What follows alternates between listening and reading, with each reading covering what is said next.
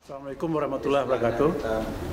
Hari ini sesi kita adalah tentang tantangan yang harus dihadapi dengan tazkiyatun nafs, mensucikan diri kita sendiri, yang disampaikan oleh dua pembicara, yaitu Imam Fahmi Zubir, Tamatan Al-Azhar Kairo, yang sekarang menjadi imam di Masjid Indonesia, Imam Center di Washington DC. Pembicara kedua adalah ahli bioteknologi, Dr. Muhammad Arif Budiman, yang bekerja di perusahaan bioteknologi di Saint Louis, juga menyampaikan hal yang sama, bahwa tantangan itu harus disikapi dengan optimisme, bahwa itu akan selesai dengan lebih mendekatkan diri kepada Allah dan membina hubungan dengan manusia. Itu saja, terima kasih. Assalamualaikum warahmatullahi wabarakatuh. Bismillahirrahmanirrahim. Assalamualaikum warahmatullahi wabarakatuh. Alhamdulillahirabbil alamin. Alhamdulillahilladzi hadana li hada wa ma kunna linahtadiya laula an hadana Allah. Asyhadu an la ilaha illallah wahdahu la syarika lah wa asyhadu anna Muhammadan abduhu wa rasuluh. Allahumma shalli wa sallim ala hadzal nabiyil karim wa ala alihi wa ashabihi wa man tabi'ahum bi ihsanin ila yaumiddin. Faqala Allah ta'ala fil Qur'anil karim, a'udzu billahi minasyaitonir rajim. Ya ayyuhan nasu taqullaha haqqa tuqatih wa la tamutunna illa wa antum muslimun. Shadaqallahul azim wa sadaqar rasul wa nahnu dzalika minasyahidin insyaallah. Alhamdulillah, para mu'tamirin yang disayang Allah Subhanahu wa taala, hari ini kita akan membahas masih pada uncertainty time. Jadi coping with the challenges through purification of the soul. Allah Subhanahu wa taala Maha Adil. Itu yang harus kita kuatkan dalam pikiran kita. Makanya nama Allah Subhanahu wa taala Adil, begitu kan? Allah Subhanahu wa taala Maha Alim, Al-Alim, Al-Hakim. Jadi itu makna-makna yang harus tumbuh dalam hati kita, begitu.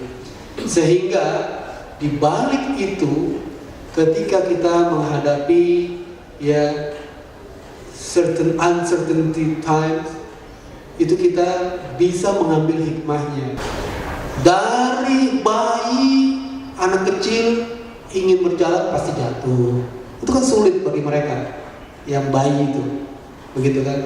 Nah, sebelum lahir pun sulit bagi seorang ibu, sampai ada suaminya yang datang dari luar, istrinya muntah. Wah, kenapa? Kamu bau matahari, mas, gitu. Ya kan, bau matahari, bau dapur. Padahal bagi kita, suami dapur udah wangi gitu. Tapi dia, nah itu kabar. Sampai ada berdarah-darah seperti itu ya. Artinya memang itu nature, bahwa kehidupan manusia pasti kabar. Nah ini sudah fresh. Jadi jangan pernah ada, waduh hidup saya ini paling susah di dunia. Gak pernah. Inna asyaddal bala al-anbiya. Sesungguhnya ujian, kesulitan yang paling dahsyat adalah para nabi. Begitu. Para nabi yang paling dahsyat. Begitu kan? Tsumma sholihun, kemudian orang soleh, al-amthal wal-amthal, dan orang-orang yang seperti mereka, orang-orang yang soleh, dan mereka akan diuji ala miqdari imanihi, sesuai dengan tingkatan imannya. Nah, ujian-ujian itu datang untuk mentamhis, seperti seorang anak belajar, aduh susah sekali pelajaran ini, pelajaran matematika, dia harus banting tulang. Nah, kan perlu ada ujian, sehingga Allah Subhanahu wa taala mengetahui di alam as-sadiqin, agar kalian benar-benar mana yang jujur, mana yang benar, mana yang bohongan, mana yang imitasi, dan seperti itu.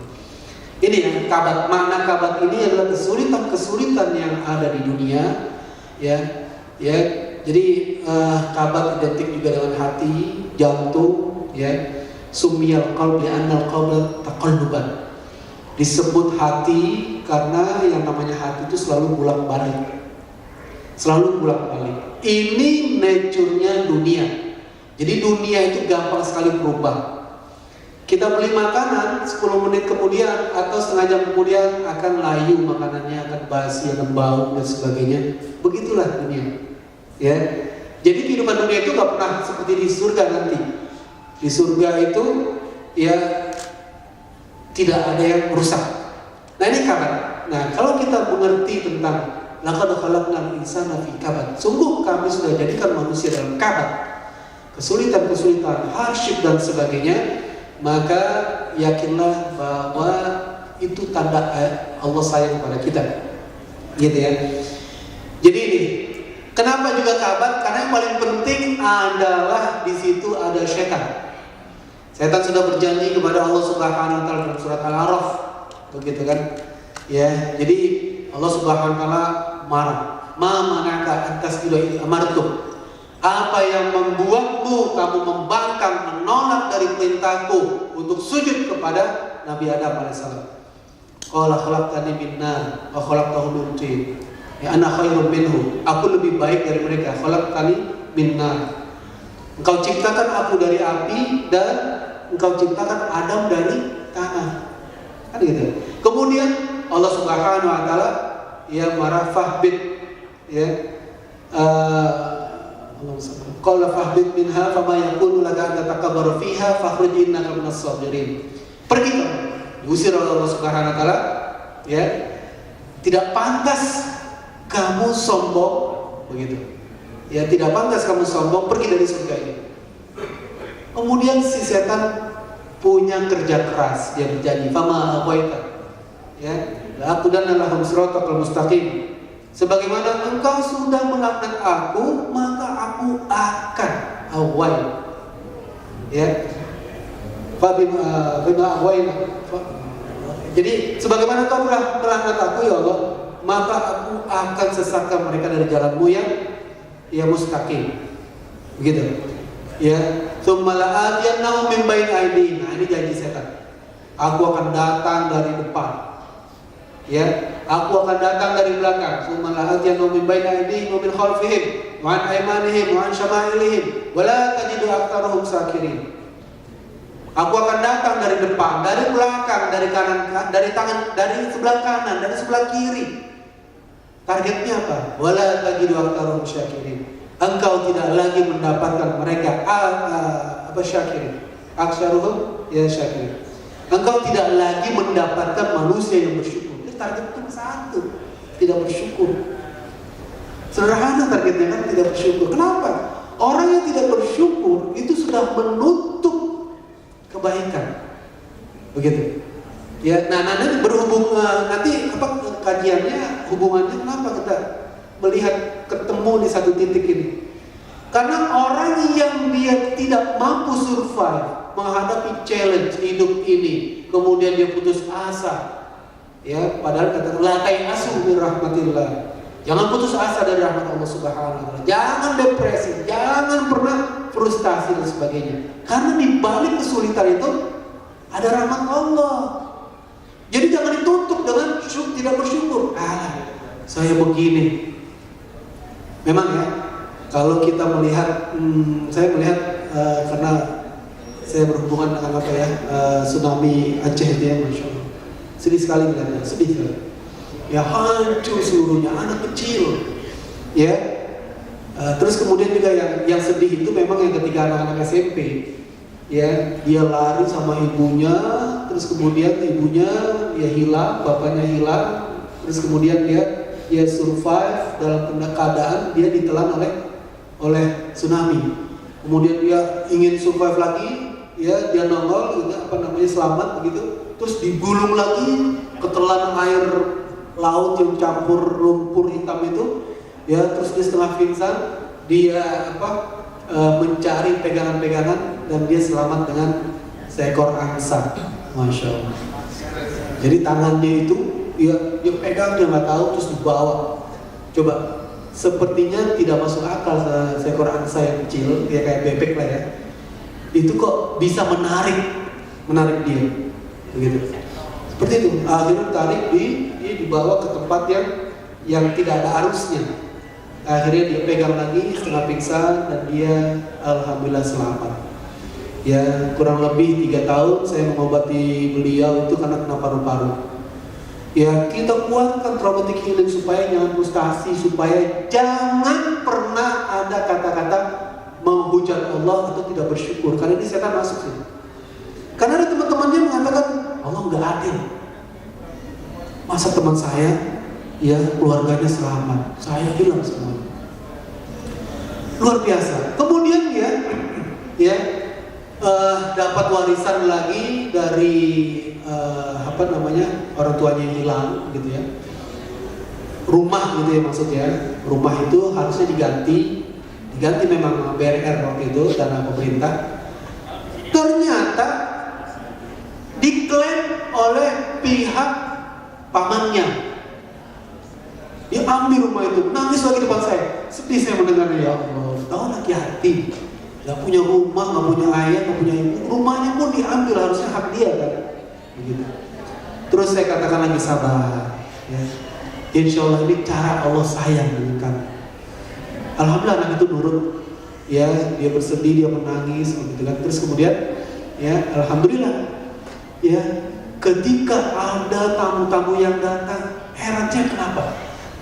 Seluruh tamu hebat ya, dari Malaysia datang, terus tamu dari Turki datang. Yang herannya anak itu yang menjadi sorotan.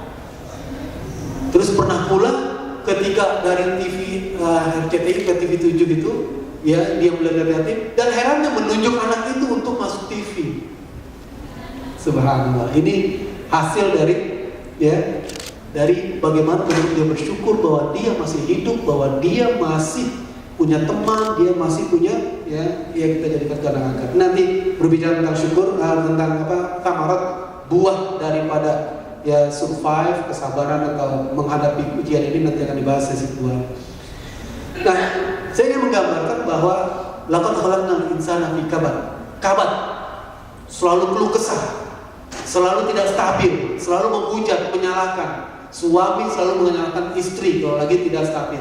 Istri menyalahkan suami. Bujangan juga bingung kapan saya menikah. Ya, yang mahasiswa juga bingung kapan saya selesai. Itu seluruh kebingungan, kesulitan itu sudah Allah berikan sebagai bumbu-bumbu kehidupan agar Allah melihat mana yang jujur, yang baik, hatinya bersyukur kepada Allah Subhanahu wa taala. Karena saya akan siap berdiri di depan. Ya. Nah, satu lagi yang ingin saya garis bawahi adalah kalau seandainya pun kita marah, jangan emosi kita dicampur oleh syaitan tadi. Ya. Jadi Rasulullah SAW ketika beliau sedang namanya manusia ya, ketika musuh-musuh itu begitu dahsyat, ya bayangkan 10 tahun beliau di Mekah itu diintimidasi oleh orang Quraisy. Sampai di tahun ke-13 beliau wanted, sampai mau dibunuh, diberikan hadiah sayembara, siapa yang bisa menemukan Rasulullah SAW gitu Muhammad akan diberikan 100 onta. Wah, orang semangat ya. Makanya seorang Quraisy itu mencari Rasulullah SAW dari kejauhan ketika hijrah seperti itu. Komandan kesulitan, kesimpulan tadi Ustaz Fahmi, mendekatkan diri dengan Allah. Kedua, membangun silaturahmi dengan manusia. Selanjutnya pembicara kedua, Arif Budiman. Silakan Mas Arif. Baterainya. Mana nih operator kita di baterai habis satu nih. Bismillahirrahmanirrahim. Assalamualaikum warahmatullahi wabarakatuh. Alhamdulillah bina fasbana wa la asyhadu an la ilaha illallah wa la syarika lahu wa asyhadu anna Muhammadan abduhu rasuluh. Saudara anggota, Masya Allah tadi Ustaz Fahmi menyampaikan bahwa panjang lebar tentang laqad khalaqnal insana fi kabad. Kabad tadi Warahmatullah, ketika kita membicarakan tantangan yang menjadi bagian dari kehidupan kita, tantangan akan selalu ada dan permasalahan akan selalu ada, pernak-pernik kehidupan itu akan selalu ada. Dan memang Allah ketika tadi sampaikan dalam khalaqal insana fi kabad, Allah menciptakan manusia dalam keadaan susah payah, bukan penciptaannya, tapi memang manusia itu suka berkesan sebenarnya. Tapi ketika kita melihat permasalahan yang ada, ya, sebetulnya kita sesungguhnya bukan dari korban permasalahan tersebut. Hanya cara kita aja melihat masalah yang kita hadapi, attitude, kemudian persepsi kita, itu sesuatu yang kita ciptakan. Jadi kita kita memiliki pilihan sebetulnya.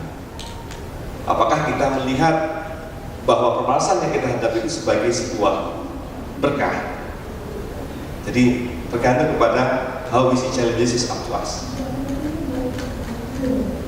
Ketika kita bicarakan permasalahan, berbagai macam kesedihan, permasalahan ataupun kita semua ada kegagalan, kesusahan dalam belajar. Tadi disampaikan panjang kepada Ustaz Tuban, kehilangan pekerjaan. Itu adalah tantangan-tantangan kehidupan kita.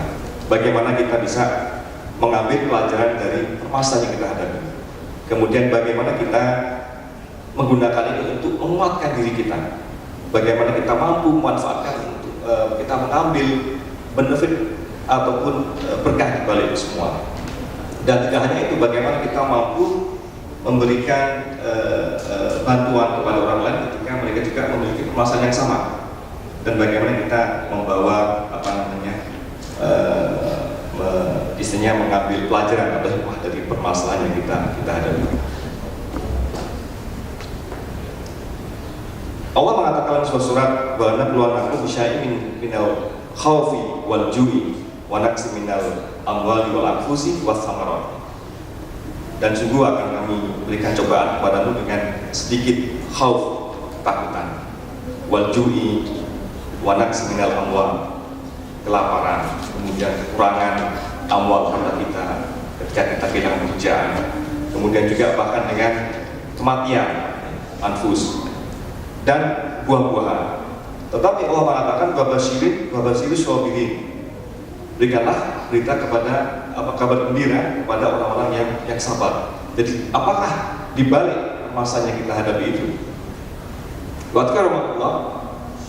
Ketika kita mendapatkan permasalahan, sesungguhnya yang cara pandang kita ketika kita menghadapi permasalahan, yang pertama adalah sesungguhnya ketika kita diberikan sebuah kesusahan, kesedihan, penderitaan, kehinaan, ketika hati kita dilukai orang lain, sesungguhnya dengan adanya permasalahan tersebut, yang pertama Allah berikan kepada kita adalah gugurnya dosa kita tanpa kita lakukan taubat.